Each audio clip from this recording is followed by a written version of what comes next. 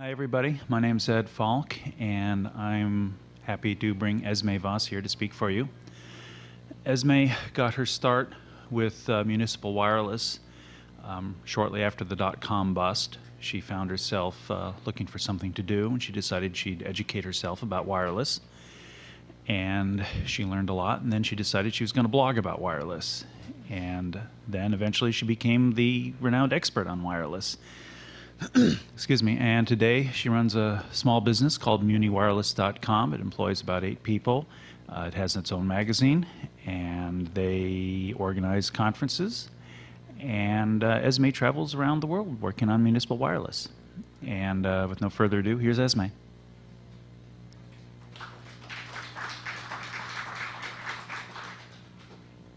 Thanks, everyone. I didn't think anybody would be here because it's the Friday before the Memorial Day weekend, so I'm actually surprised there's anybody here.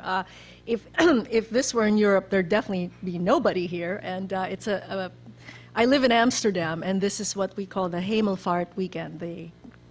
That's the Christian holiday when Jesus supposedly went up to heaven bodily. So. Whether or not you believe it, but that's a big holiday weekend, and I'm glad there's actually people here. Thank you, Ed, for inviting me. I think this is of great interest to a lot of people, not just in Google, but in Mountain View and the Bay Area, in large part because San Francisco itself had recently issued a request for proposal and for someone to come and build, run, and maintain a citywide Wi-Fi network. Just as a matter of introduction, MuniWireless.com, I started it in June 2003, and my idea then had been that I was bored. I'm an intellectual property lawyer. My last job before this one was as the general counsel of Spray Network. That was a pan-European internet portal. We were on the road to an IPO in 2000 on 3 stock exchanges, NASDAQ, Amsterdam, the Stockholm Stock Exchange. And our valuation had been at $1 billion and then slowly crept down to like 550 million. And we had to sell the company to Lycos at the end of 2000. And so I started my own company. I was still a lawyer doing work for a lot of American software companies. And then 2003, there was nothing happening. So I started Muni Wireless because I was doing work for a company called Wi-Finder, which is the hotspot directory. And even at that time, I realized at some point that cities and regions were going to be carriers. A bit in the traditional sense of the word, a carrier, a telecommunications carrier. So I started seeing actually municipal wireless deployments pick up around 2004. And I don't know whether that has something to do with the fact that I had aggregated all this information. Because before I set up my website, which, by the way, the name came to me in the dream. I just woke up one day and spilled out of my head, and then I registered the domain name. But back in 2004, I started seeing this pickup in municipal deployments, and I don't know, as I say, whether it's something to do with aggregating all the information that, in fact, when you actually put together all the information about what different cities are doing, that people realize, hey, we can actually do them too. The problem I saw in June 2003 that inspired me to set up Muni Wireless was that if a city is thinking of doing a citywide Wi-Fi project, for example, San Francisco, where do they find the information on who's doing it, who the vendors are, how much it costs, and what the business models are? So that's what led basically to me setting up Muni Wireless. And at that point in time, I had no idea where it was going to go. I just knew that it was going to be something big, and I thought, well, if it doesn't work, I'll go do something else anyway. Today, I'd actually like to talk about 5 things that are very interesting to a lot of cities, to vendors, to partners. First, I'm going to discuss the current business models and the future business models that I see coming down. Then I'm going to talk about the players in the municipal wireless market. These are, not just the municipal governments, but the telcos are starting to get into this space.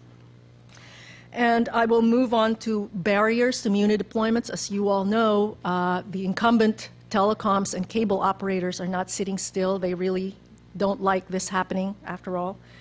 And the differences between the US and Europe, I live in Amsterdam, and I've noticed that the deployments have taken off in the US, but really not so much in Europe, and there are many reasons for that, not just technological or regulatory. And finally, I will actually talk about ad-supported networks, in particular what a company called One-to-One Media is planning on doing. I had met the CEO of One-to-One Media, a few days ago, actually last week in London. The state of Muni Wireless, there are about 250 cities and counties in the United States that are actually running a network or have definite plans to set up a network. When I say definite plans, they've either put out an RFP, or they're about to put out an RFP, or they've already gone through a feasibility study, so they're definitely thinking about it. I don't think that there's a city today in the U.S. that's not at least thinking about it, you know, where one of the city council members says, you know, maybe we should set up a citywide Wi-Fi network.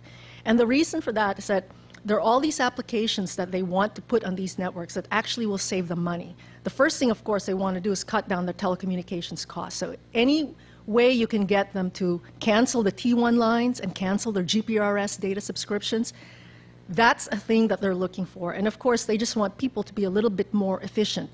Instead of a building inspector going out to inspect a building and finding out that the developer had sent him the night before revised plans, now he has to go back to the office. This is very silly. What they'd like to do is to have people like that, anyone who goes out in a work order, anyone who inspects anything out in the field, to be able to just access that information from the field. And that can be a police officer that's checking federal, state, and local databases. That can also be somebody who's checking on the status of a project. So there are currently 60 live city and county-wide networks in the U.S. that have public access. By that I mean they offer some kind of internet access to their residents and businesses, whether it's free, paid, or a combination of both. There are 35 cities with giant hot zones, so these typically cover the downtown area or an area that has the convention center. 36 offer public safety or municipal apps only, so that means it's closed off to the public, but the city itself uses it for code inspectors or the police department. And there are about 100 or so with plans, where, you know, RFPs out and feasibility studies, and more come out every day. It's very difficult for me actually to keep, you know, on top of this market. There's so much going on. The business models.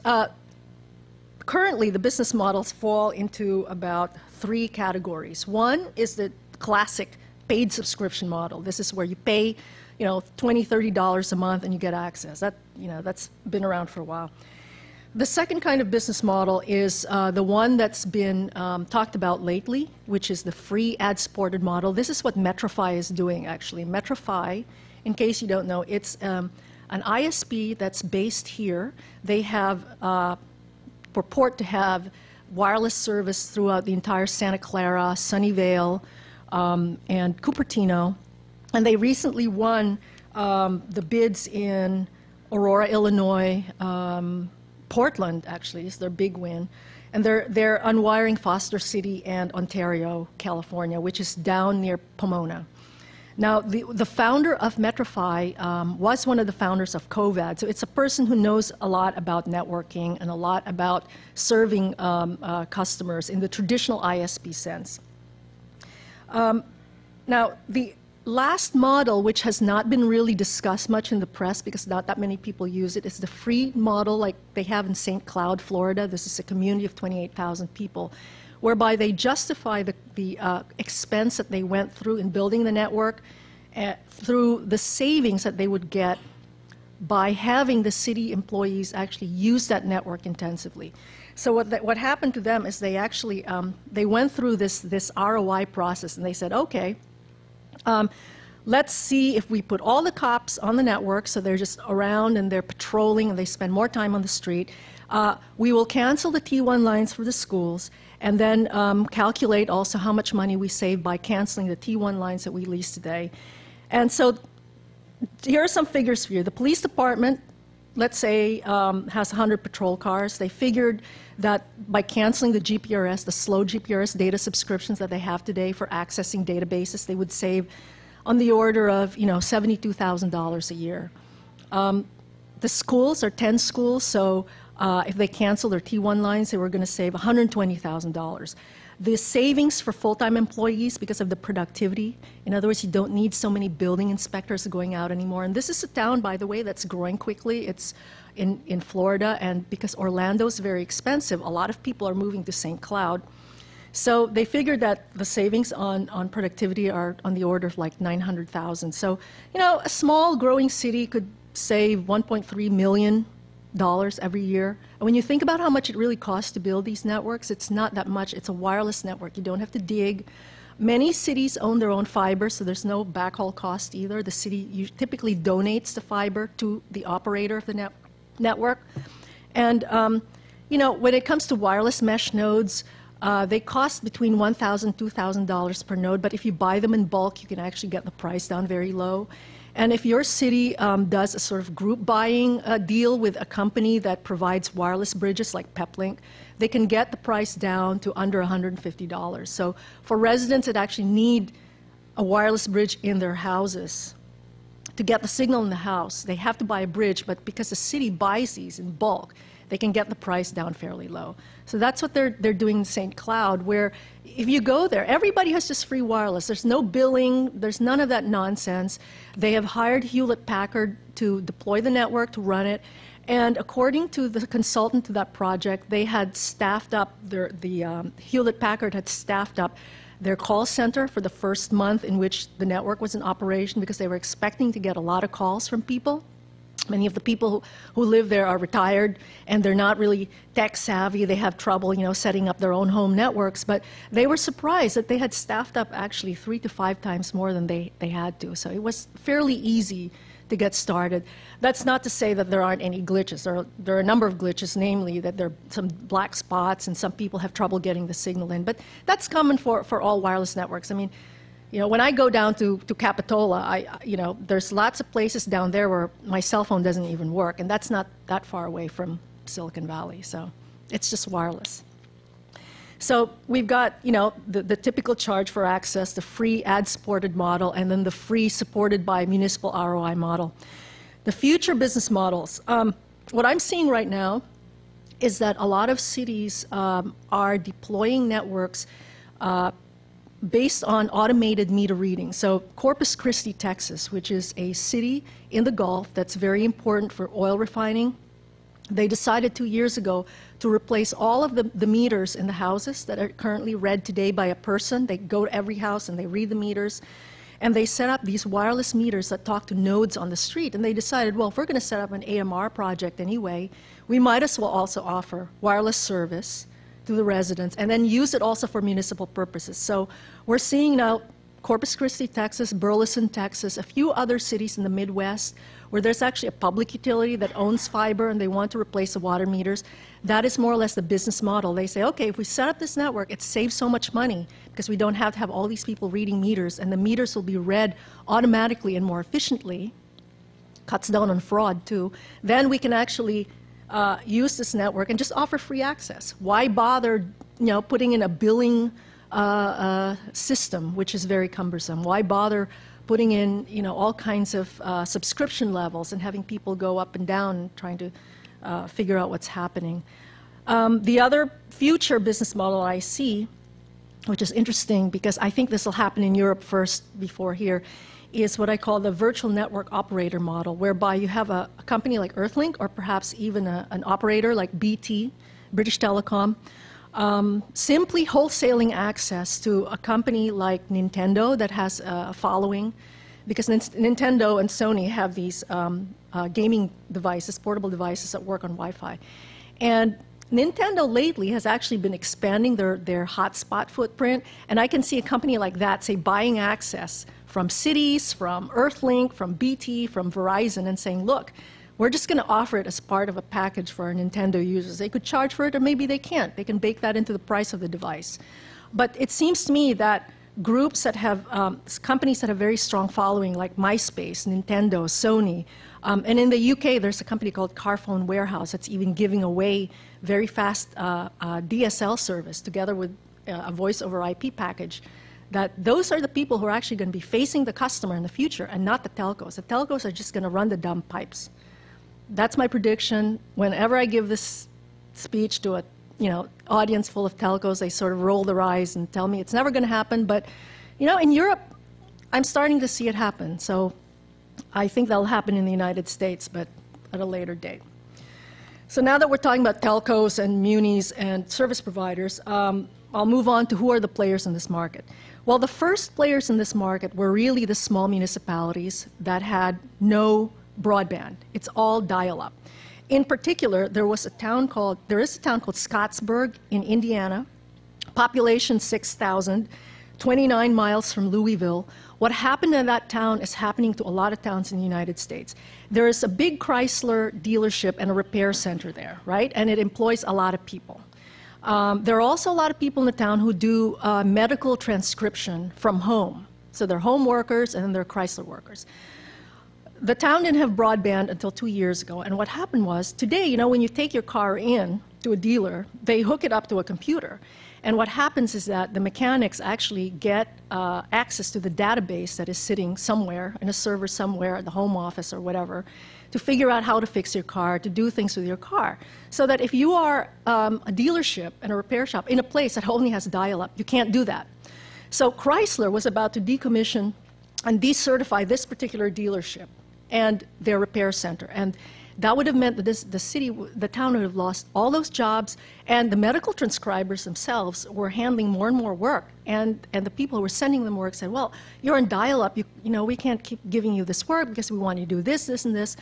And most of them would have moved to Louisville, so the mayor had a choice. He either had to, you know, bring broadband to this town or just close it down.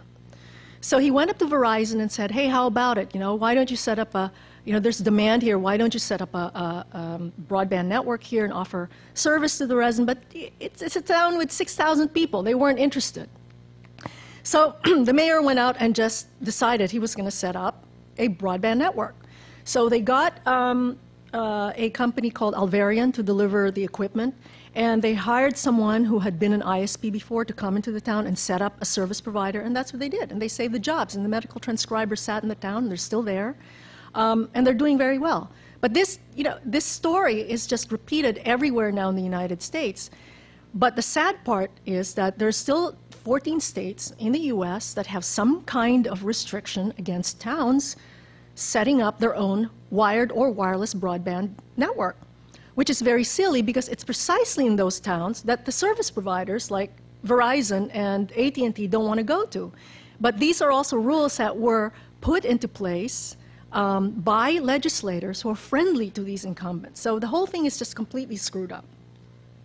After the smaller towns started setting up these networks and getting them rolling, the ISP started getting interested because, of course, now the whole Muni broadband thing is out of the hat. Everyone's looking into it. So the service providers, the traditional ISPs, are saying, hey, maybe there's something in it for us. And there are a number of cities, for example, and towns that don't want to be their own service provider. I mean, Scottsburg is very much of an exception. They had to do it because nobody else was going to do it. There wasn't any ISP in their town. So what's happening right now, actually, is that when you see an RFP for a network put out by a town or a city or now a county, they usually seek, you know, someone to just build it, run it, maintain it. They're not saying, oh, just set it up and don't worry, we're going to do it ourselves. That's very rare. So the RFP of San Francisco, Philadelphia, Portland are very typical examples of what we're seeing out there today. And so aside from MetroPhi here in Silicon Valley, there's a company called NeoReach, which is a subsidiary of Mobile Pro. They've set up a very large network in Tempe, Arizona. It's up and running. I think it's been up for 3 months now, and apparently it's going very well. There's a company also called US Wireless that's setting up. It's more in the Midwest and in the South, in Louisiana.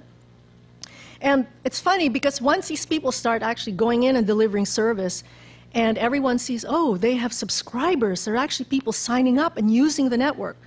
Now, the people who used to oppose it, the telecoms, the cable companies, are submitting responses to bids. So I've seen bid responses in different places from AT&T, from cable companies, from public utilities. For example, Toronto Hydro Telecom, which is the city-owned utility in Toronto, Canada, is deploying a citywide network there.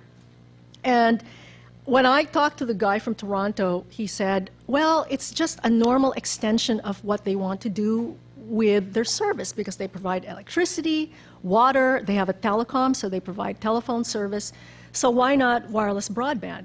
And what I'm seeing in Europe especially, not so much in the United States, but in Northern Europe, in Scandinavia, The public utilities there have been responsible for building out fiber infrastructure, and what they do is they wholesale access to ISPs, so that they are basically the owner of the passive infrastructure, and they wholesale access. And it's part of their way of getting more revenue, because electricity, water, how much money can you get from that? But that's the next step for the public utilities. So you'll see more of that happening in the US and Canada. The regional telcos are also very interested. So Mishtel, which is a Michigan telecoms operator, is now doing a project in Oakland County, Michigan. So this is a county-wide project, very big. And you're wondering, well, why would a county do this? Well, one of the problems with rural areas is that if you have little towns, each of them putting out RFPs, it's not very interesting for a service provider to come in and serve a town with 10,000 people, or a town over here at 15,000. So what the county does is basically it aggregates demand. It puts out an RFP for all of the cities and towns in their region, and it's something like a template agreement, right? So once the RFP is out, any town that wants to have wireless broadband service, for a service provider, they don't have to negotiate each and every single time with a town. They just use this template agreement, and it's a very good way of aggregating service. And that's actually how Swedish municipalities did it for their fiber optic service in the northern part of Sweden. They aggregated the demand. And that's how they actually brought fiber to the home in very rural areas in northern Sweden, which is sparsely populated. The incumbents are now getting into it. Recently, British Telecom announced that they were going to unwire 12 cities in the UK. They've signed deals now with 6 cities, the big ones, Leeds, Birmingham, Manchester. And it's really interesting because I spoke to the head of that, of the wireless broadband division of BT last week, and he told me that they have an interesting model. But when you look at Europe, it's very different from the States. When you look at Europe, broadband is very cheap. I mean, in the UK, a company I mentioned before, Carphone Warehouse, this is one of these, their traditional business model had been selling car phones. Little big bricks, and then they went into mobile phones, and it's a giant retailer like a Best Buy. So Carphone Warehouse has this deal now where for £10 a month, you can get voice over IP service, and they throw in free broadband, 8 megabits per second down, 1 megabit per second up, just with this service. So as you can see, the broadband market in Europe is like DSL, it's very commodity, and there's so many competitors. In Amsterdam, there's probably 10 to 12 providers of DSL service, plus the cable people. So I asked this guy, it's not interesting for you. Why should British Telecom do this?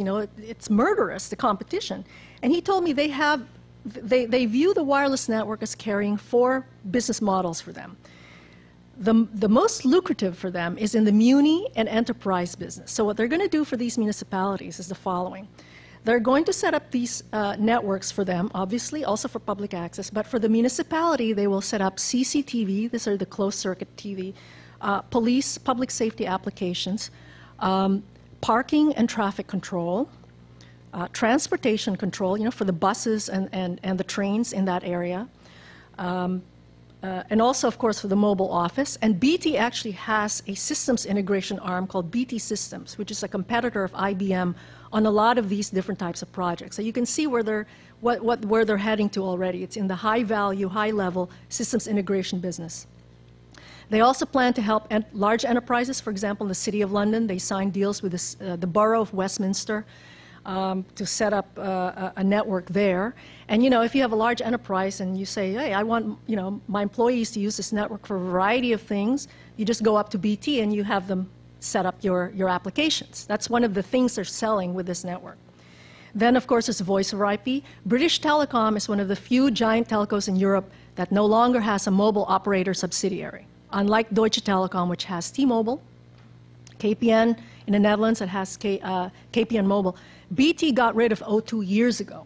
That means that they are actively competing to get customers away from the mobile operators. And one of the things they're planning on doing, of course, is giving people cheap voice over IP handsets, right, that they can use on this network. Most people call people in their city, kids, parents, they just call locally. So why use a mobile operator when you just call within your, shall we call it, intranet? So now you've defined the intranet as just a wireless community intranet.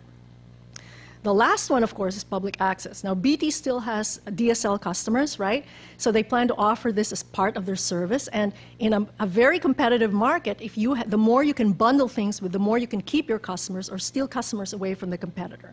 So assume you have BT DSL service today, and they say to you tomorrow, hey, don't leave, don't go to Carphone Warehouse, because no matter where you go in the UK, all the major cities, we're there too. And it's wireless broadband, so you can access your email and the internet from anywhere using your own username and password. It's very appealing, as you can see, for many customers, especially people who travel a lot in the UK. Eventually, though, I believe, BT didn't say this, that eventually, I can see it coming, I believe that BT will just wholesale access to people like Nintendo, MySpace, Virgin, Carphone Warehouse, because those people have very strong customer followings. And it makes more sense for those people to deliver service to the customer instead of BT, because this thing has completely commoditized. So I can see them, for example, selling a package, like they do today, actually, in the mobile phone world, the mobile virtual network operators selling a package of minutes, or in this case, bandwidth, to someone like MySpace or someone like Nintendo, and getting out of the customer market altogether. What's interesting about this whole discussion, of traditional business models, of paid subscription, the free and everything is, people say to me, how can you be behind free service? There's no such thing as a free lunch. And it's always the traditional ISPs that scream about this, There's no such thing as free. This is communism. You're promoting communism. And I have to say, look, anybody who's been on a train or a subway lately, at least I know in Amsterdam, they have these free newspapers. Have you seen them? They're like, when you're walking into the train station, they're piled up there. They're often called Metro. It's a Swedish company that has free daily newspaper. That's free, you just pick it up. Well, that's free, but it's paid for by advertising. TV, you turn on the TV, even if you don't have cable, one of the 3 networks, you watch a show, clearly, Desperate Housewives. That's not free in the sense of the word. Those people are paid a lot of money to act, to produce the show, to write the scripts. So I think what they're talking about is how can you promote completely new, different, innovative business models, and then they wrap it around this saran wrap of communism, which is just completely insane, because I've seen that on my website. I have a blog, people comment a lot, and I find myself taking down those comments very frequently. And when I look at the email addresses of the people commenting in that way, it's usually from traditional ISPs. So now we come to the barriers to Muni deployments, talking about traditional ISPs, and people have traditional business models. So the telcos and the traditional ISPs are all screaming, oh, there's this unfair advantage that munis have because they can get taxes from people and roll out these things, and it's all subsidized. What they fail to say, of course, is that the incumbents are heavily subsidized too, and that they just have this old business model that depends on this artificial scarcity. So what is the artificial scarcity? What they try to do, of course, is say to you that broadband is really scarce. Bandwidth is very scarce. So we have to charge you so much money per megabit of bandwidth. And when you look at the prices that people pay in the United States versus what people pay in Europe and in Asia on a megabit per second amount, it's really high. Because over here, in most cities and towns, there's only 2 providers. There's the cable guy, and then there's the telco. In a world like that, of course, there's only 2 people, they'll keep the prices high. In places where there are more competitors, the prices go down. So what a lot of these munis actually are trying to do, even in areas that do have cable and do have DSL, is to introduce a 3rd player. That can be the municipality itself, or it can be the network commissioned by the municipality to be built and operated by a company like Earthlink, for example. And as soon as this 3rd party is introduced, all of a sudden, there's competition. And if that 3rd party is even required to wholesale access to other service providers, like Metrofy, maybe, or maybe Nintendo, all of a sudden you get competition. That is, in fact, what has happened already in the last 10 years in Europe on the wired broadband level.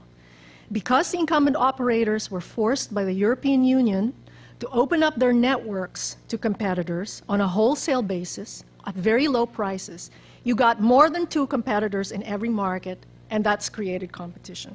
That is ultimately what the cities want to do, and that is also why the incumbent operators and the cable companies have been sending armies of lobbyists in various states like Texas, Nebraska, Indiana, and also on the federal level today to try to put in legislation that prohibits municipalities from rolling out municipal wired or wireless broadband networks.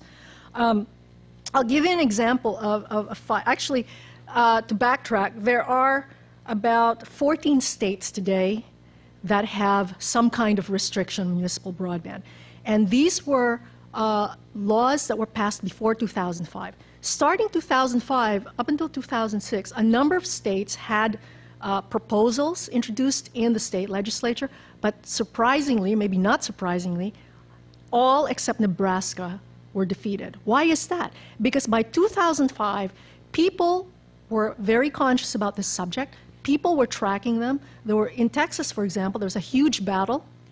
A state senator named Pete Sessions had introduced a very restrictive law prohibiting Texas municipalities from rolling out wireless and wired broadband networks. And the coalition that came together to defeat this particular measure was amazing. It was, wireless activists from Austin, tech companies in Austin like Dell. Apparently, I heard Michael Dell even placed a personal phone call to the legislature, to Pete Sessions, saying, you better not pass that. I personally was emailed by a very wealthy, very conservative Latin American or Mexican American businessman near Laredo, Texas, who said to me that he was personally going to go down on the hearing day itself and actually tell this Pete Sessions that if this bill passed, that the Republicans who backed it would never get money anymore from the Republican Party. I mean, he was so mad about the whole thing. And it's just an amazing coalition of people from very conservative, wealthy Republican donors to sort of Austin wireless activists that got together and defeated it. The same thing happened in Indiana. There was a bill that was proposed there, and all these mayors, like this mayor from Scottsburg, they got into buses and they went to the state legislature and just basically said, don't you dare pass this because it's just terrible for everybody. So it's now very difficult to get that sort of thing passed, but still there are 14 states in the US. So now the battle has gone to Congress because, as you know, they are rewriting the Telecom Act of 1996, so that's where the battle is taken, and wrapped into the whole thing is the thing about net neutrality, about municipal access, about franchising and all that. So this is not over yet, and I suspect that the incumbents will do everything they can to try and stop true competition from coming into their markets. So what's the difference between the US and Europe in this matter, and why is it that Muni Wireless has taken off in the United States and not really that much in Europe? Well, the first thing, of course, is just competition. There's just so much competition on the wired broadband level in Europe, prices have dropped, that municipalities are sort of shrug their shoulders and say, oh, well, why should I worry about that? We're already paying, 15 euros per month for really fast broadband, and, I can't be bothered about that. The other thing is that the regulations in the EU, at least, are quite strict. On the issue of municipalities spending public money for infrastructure like broadband. One of the things that they're really paranoid about is the following, and this has happened before. France, for example. Today there are rules against state subsidies to companies like France Telecom, right? So what France used to do is they do this indirect subsidy business. They would spend public money to build a broadband infrastructure, and then they would say, oh yeah, but only France Telecom can use it. So it's an indirect subsidy. So the EU said, okay, we're going to put a stop to that. From now on, if you're a municipality and you want to actually spend public money on telecommunications infrastructure, one, you have to do it if there's nothing there yet. So, for example, in a region like Catalonia, they're spending 500 million euros to set up a fiber network. Not fiber to the home, but fiber to various municipalities, fiber. And the other rule is that if you're going to spend public money, you have to open up that network to all competitors of your local incumbent. The local incumbent clearly can buy access, but you have to open it up to, maybe France Telecom and Deutsche Telekom and KPN and all that. And that way, they stop these countries from giving indirect subsidies to their telecom operators. So that's another reason why it's been easier in the States to get these things done than in Europe. The other thing is the power regulations in Europe. When you look at the amount of maximum radiated power that you're allowed to emit from these wireless mesh nodes, which are what we're going to hang on the light poles, right, and buildings in order to get wireless coverage. In Europe, the maximum radiated power is 100 milliwatts. In the States, it's about 7 to 8 times higher. It's really, the maximum is 1,000 milliwatts, but no one really gets there. So as you can see, in Europe, if you want to set up a wireless network, you have to hang many, many more nodes, and in some cases, that will destroy the economics of the deployment. Plus, it's very difficult to get city permission to hang these things. It makes the buildings look ugly if you have all these nodes sticking up somewhere. So it's just very difficult to set it up in Europe. The other reason why wireless broadband, citywide Wi-Fi hasn't caught on is really a cultural thing, and I think this is something people miss. The cafe culture in Europe is so different from the one here. When you go to San Francisco, you see lots of people sitting in cafes with laptops, everyone just working there with their laptops. When you go to Amsterdam, it is very rare to see people working on their laptops. Why is that? Because people go to cafes not to work. People go there to socialize. So you typically go there either to meet someone, you've made an appointment to meet someone, or you go there with the purpose of, people watching or hopefully meeting someone. Now, the interesting thing is that over the last year, I've seen more and more people using laptops in Europe, but they're mostly Americans traveling, or younger Europeans who don't see laptops as sort of working. But if you go to a cafe today and you open your laptop and everyone around you is just socializing, people look at you like, why is this person actually working? And, everyone's drinking beer, watching the football game, and you're working. It feels weird. So the actual use of public Wi-Fi in Europe is much, much lower than here. And so people don't think about, oh, gee, wouldn't it be nice to have a giant citywide network somewhere?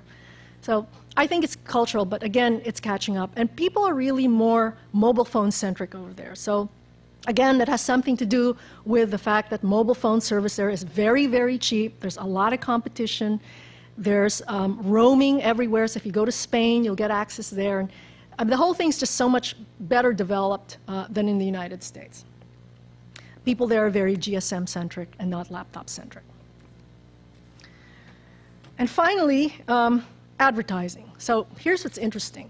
With advertising, all the paranoia in San Francisco about advertising, supported networks, about how people are, Google's just going to snoop on everybody and find out everything about your life and suddenly throw you ads for hemorrhoid cream or something like that. Very unpleasant.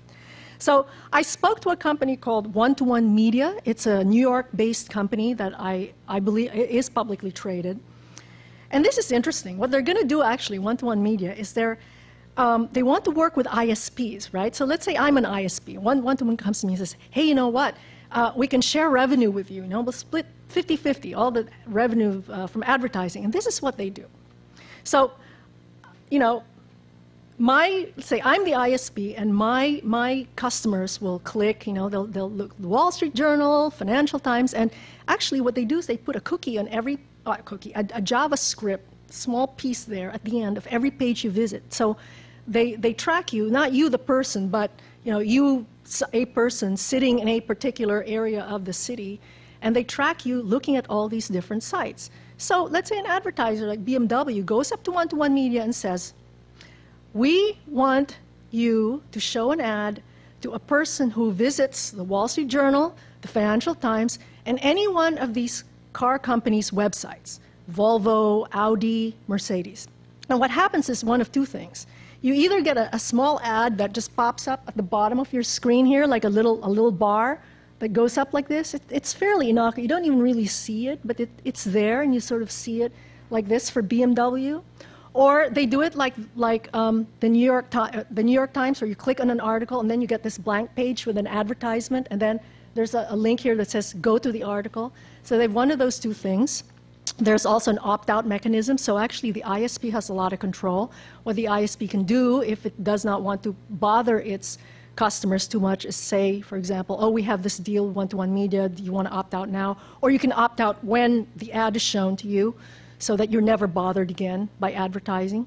And what they're trying to do actually is try to get profiles of users so that they can sell it to advertisers, or advertisers can say, look, we want you to show our ad for, let's say, shampoo to people who visit the following website. So they could say people who visit New York Style magazine, people who visit Estee Lauder, or cosmetic company sites, or people who visit style.com.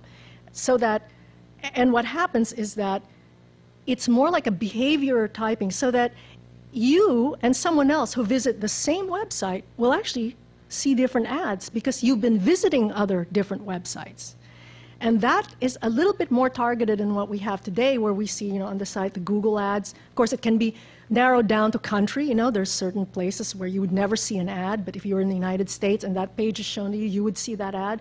But this really goes down to your actual behavior, like what websites are you visiting? And one-to-one media is very careful about the privacy side, because they're going to start operations in Europe. And as you know, the European regulations on data protection and on privacy are very, very strict. You cannot collect private information that identifies a person, my name, my social security number, my address, unless you protect it you don't send it to the advertiser. So they have a mechanism where they really do try to protect the person's identity, so that it's only a profile. A person maybe sitting in this area, if you have a citywide network where the nodes can triangulate where you are, a person visiting these particular websites, please show this particular ad. So that is what they're planning on doing, and what I heard is that they are busy making deals with a lot of ISPs around the country. So, and I will open up the field to questions since we have 15 minutes. If you have any questions. Yes? So you were talking earlier about how maybe Nintendo would buy a block of wireless bandwidth or something like that, and then how they would run it and just get the service provided by whoever was providing the bandwidth. It seems like, I don't know, right now I have Comcast cable, and I can barely get them to respond to anything when it goes down. How would Nintendo not screw over the user? Okay, the question is, how would Nintendo, if Nintendo were to buy access from a telecom operator, for example, actually provide this service? Actually, the service will be provided by the original operator. They are running the network. They're responsible for making sure that there is coverage in that area. And Nintendo, what they'll do is they will simply say to the operator, look, we want to buy, we'll pay you this amount of money every year, or every month for this amount of bandwidth. We have 300,000 users, and you will allow our users to have to use their username and their password on, let's say, a Nintendo screen. So let's assume for the minute that you're in London and British Telecom has this deal with Nintendo. Open your laptop and you're in a city provided wireless access by British Telecom. They'll have perhaps a list of partners on the right side, and Nintendo will be one of them. You click on Nintendo, and you come up with a screen with Nintendo's logo and their user, and then a little box with a username and password, and you type it in, and there you go. So ultimately, Nintendo isn't actually responsible for the service. It is ultimately British Telecom. And why that would work better than Comcast? Because today, British Telecom has to serve all these customers, right? Millions and millions of people. But assume for the moment that British Telecom got out of the business of retail. They didn't have to serve millions of people anymore in that fashion, billing them directly, having a customer service center, dealing with people who cancel service and everything. Why, I think they could use that money, or perhaps, cut down their staff a little more and focus it more on delivering access to all these different groups of people through Nintendo, instead of having a billing relationship with the end user. It's actually Nintendo that has a billing relationship with you. And that, you can actually see that today in the mobile market. So there's a company called Easy Mobile in the UK, and of course, Virgin Mobile. All they do is they buy buckets of minutes, right, from another operator called T-Mobile. And they themselves do not run that network. Yes? What's the total cost of deploying one of these Wi-Fi networks based on a certain size? And how is in terms of total number of dollars for the initial rollout and to keep it operational? What sort of budgets are we talking about? Okay, the estimate, let me see. I just saw one this morning, actually. St. Paul, Minnesota, had done a feasibility study where they estimated that the cost of building a wireless network over St. Paul is about $7 to $10 million, just the cost of building the network. And then if they were to run it over a 20-year period, the total cost over that 20-year period, and that includes the $10 million, and that includes the actual maintenance, would be between $21 million and $27 million. And they estimated that they could actually break even at the end of year 3 if they sold subscriptions for at least $20 a month to 15% of the potential subscriber base. So when you look at that cost, right, and you look at, let's say, building a fiber to the premises network in St. Paul, the fiber to the premises network would cost $296 million, and they would have to write it off over a period of 30 years or more. But of course, they could put more applications on it, more services like video, voice, and very high bandwidth applications that have nothing to do with the internet, but really for other purposes for the enterprise and municipality. So those are the costs we're looking at. As you can see, they're not trivial, which is why cities like to, outsource the building of these networks to private providers. Questions? Yes. Is it any easier to deploy these municipal Wi-Fi networks in smaller cities where it might be a little harder, or harder for the large telecoms or the larger incumbent carriers to wield political influence over the long term over the local politicians? So the question is it easier to set up these citywide Wi-Fi networks in smaller towns where it's more difficult for the incumbent operators to wield the amount of political power and to wheel and deal, obviously, with the local politicians? The answer is yes, it's much easier in a small town, first of all, because there's very little politics. Usually we're talking about a city council with 5 people on it, all of whom have known each other probably forever.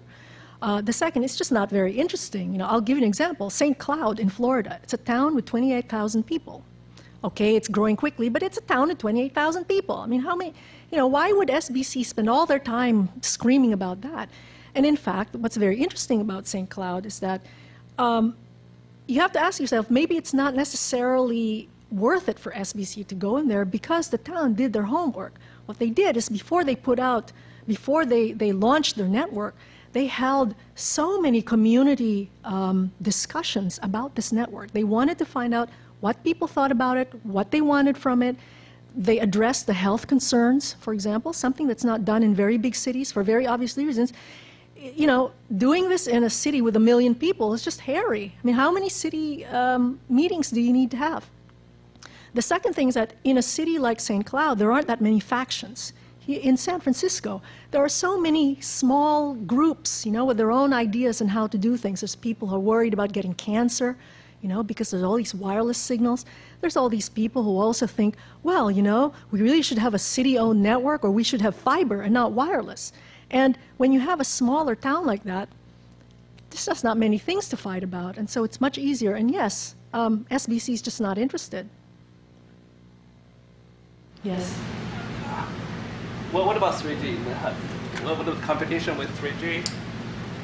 The question is, what about the competition with 3G? That's a very good question, because 3 weeks ago in Amsterdam, or in the Netherlands, T-Mobile launched their wonderful, supposedly wonderful, 3G, it's like an EVDO service, right?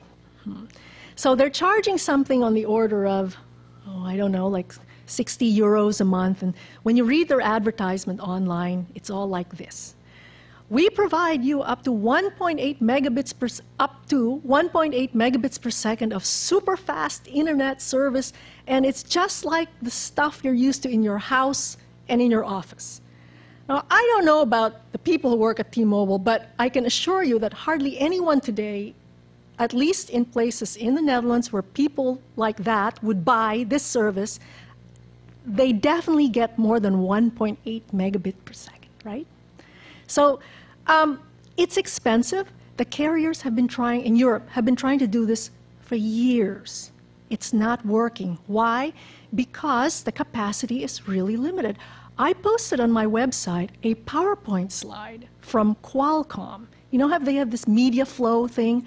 It actually, from Qualcomm, and it talked about how South Korea Telecom had launched some kind of EVDO service, like unlimited, right? So it's like, oh, you pay, $30 a month and just all you can eat, just use as much bandwidth. It didn't work. The network died. They had serious problems delivering the bandwidth to all of these people who wanted to use it for all of these things that people normally use broadband for in South Korea.